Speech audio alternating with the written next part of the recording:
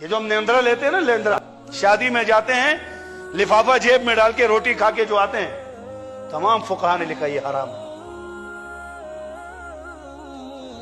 1000 روپے دے کر حرام کی روٹی کھا کے ہم آ جاتے ہیں۔ میں یہی تو کہتا ہوں، اگر آج کوئی یہود ہمیں بٹھا کر سوال کرے یہ تمہاری شادی میرے طریقے پر ہے یا تیرے نبی کے طریقے پر ہے، ہمارے پاس کیا جواب ہے؟ انصاف سے بتائیں، کوئی جواب ہے؟ میں اپنے گھر میں کہتا ہوں، مجھ سے کوئی پوچھے مولوی صاحب تیرے گھر شادی تھی تو بڑے مزے سے لفافے اٹھا رہا تھا، کیا یہ تیرے نبی کا طریقہ ہے؟ اور علماء نے اس کو سود میں شمار کیا، سود میں۔ کیوں؟ اس میں تبادلہ ہے، اگر نہیں ہے تو مجمع میں ایک آدمی اٹھ کر بولے جی ہمارے ہاں یہ تبادلہ نہیں ہے۔ میں کوئی آسمان سے آگر یہ تقریر نہیں کر رہا، میں اسی معاشرے کا آدمی ہوں، میں بھی خاندان اسی معاشرے میں رکھتا ہوں۔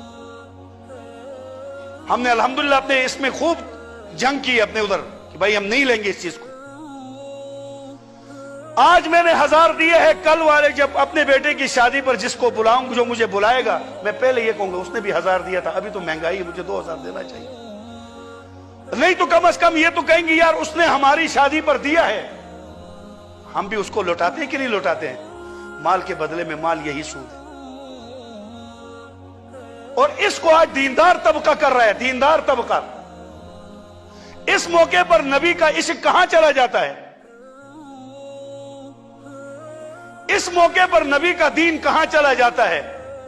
ہمارے استاد فرمایا کرتے تھے قیامت کے دن اگر ابو لہب نبی پاک صلی اللہ علیہ وسلم سے کہہ دے اے نبی ہم تیرے طریقے نہیں مانتے تھے، ہم سے خفا کیوں ہوتے ہیں، ہم آپ کو مانتے ہی نہیں تھے۔ یہ ذرا تو اپنے والوں سے پوچھنا جو کلمہ تیرا پڑھتے تھے، طریقہ میرا لیتے تھے، شاید